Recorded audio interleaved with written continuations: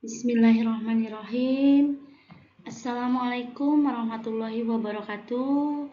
Ketemu kembali dengan saya, Sukarni SPDI, guru dari SMP 23 Muara Jambi, yang kali ini akan membahas materi tentang meyakini hari akhir dan mengakhiri kebiasaan buruk.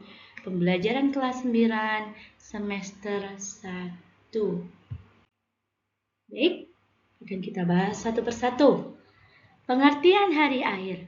Hari akhir atau Yaumul Qiyamah adalah hari berakhirnya kehidupan di dunia di mana seluruh alam semesta dan isinya hancur. Diikuti dengan kebangkitan kembali seluruh manusia untuk diadili oleh Allah Subhanahu wa taala di akhirat.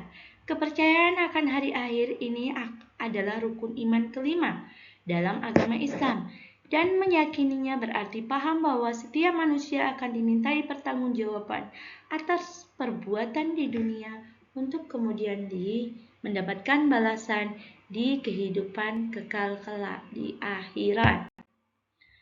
Macam-macam kiamat dibagi menjadi dua. Satu, kiamat sugra atau kiamat kecil, berarti kehancuran, kematian yang terjadi pada sebagian makhluk hidup Allah Subhanahu wa taala, kemudian kehancuran sebagian alam. Contohnya, kematian seseorang karena sakit, kecelakaan, atau usia tua. Bencana alam seperti gempa bumi, tsunami, banjir, kebakaran, dan berbagai bencana alam lainnya. Kiamat ini bisa terjadi kapan saja, di mana saja, sehingga umat manusia dapat mengalaminya setiap hari. 2. Kiamat kubra atau kiamat besar. Pengertian kiamat kubra adalah hari kehancuran total bagi seluruh alam semesta, termasuk semua makhluk hidup, dan akan menjadi awal dari kehidupan akhirat. Contoh tanda-tanda kiamat kubra: ditiupnya sangkakala oleh malaikat Israfil, munculnya Dajjal, turunnya Nabi Isa Al-Masih, terbitnya matahari dari arah barat. Karakteristik dari kiamat kubra itu sendiri, peristiwa dahsyat yang akan mengakhiri dunia, tidak ada yang tahu kapan terjadinya. Proses kehidupan di alam akhirat. Ada 7 yang akan kita lewati. Pertama, Yaumul Barzah, alam barzah atau alam kubur. Ya, sambil menunggu hari kebangkitan, ya, manusia dan makhluk yang lainnya berada di alam kubur. Ya, di situ akan ditemani 2 malaikat, yaitu Munkar dan Nakir, bertanya tentang amal perbuatan manusia selama di dunia. Yaumul Ba'as, ya, atau hari kebangkitan. Setelah ditiup sangkakala, semua manusia akan dibangkitkan dari alam kubur. Ini adalah proses kebangkitan menuju kehidupan kekal di hari akhir. Kemudian Yaumul Masyar, perkumpulan, dikumpulkan di suatu tempat yang luas bernama Padang Masyar untuk diperiksa amalnya. Catatan amalnya akan diperlihatkan kepada mereka. Kemudian Yaumul Hisab. Yaumul Hisab adalah hari perhitungan. Setiap amal perbuatan manusia selama hidup di dunia akan dihitung dengan teliti. Ini adalah tahap perhitungan untuk melihat apakah amal baik atau buruk lebih banyak. Yaumul Mizan, hari penimbangan, di mana amal baik dan buruk manusia akan ditimbang seadil-adilnya, menentukan manusia akan beruntung ke surga atau merugi ke neraka. Yaumul Sirat, melewati jembatan.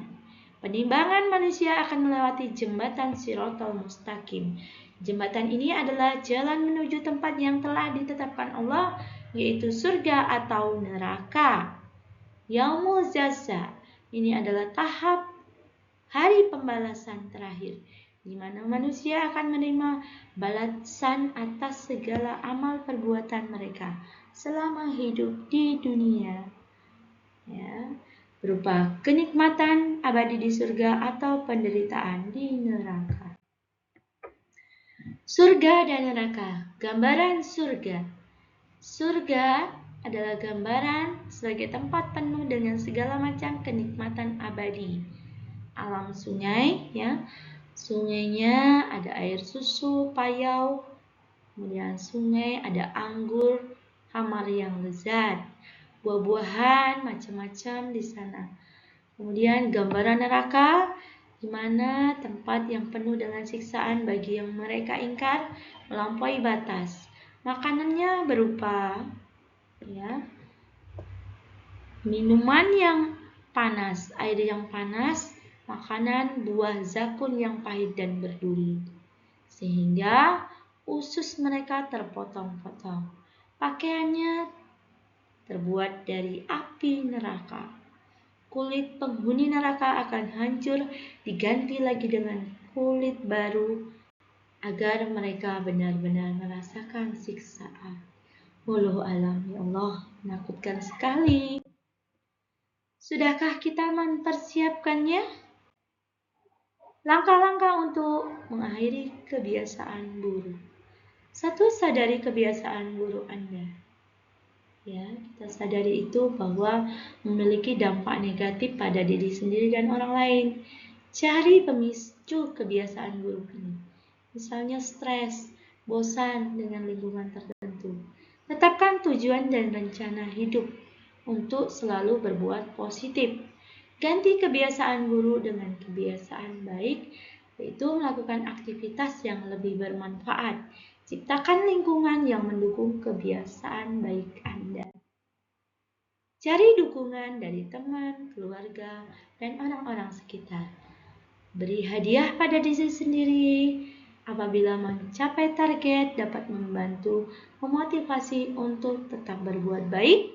Lakukan secara bertahap, ya. Mulailah dengan satu kebiasaan kecil meningkatkan peluang keberhasilan. Jangan pernah menyerah.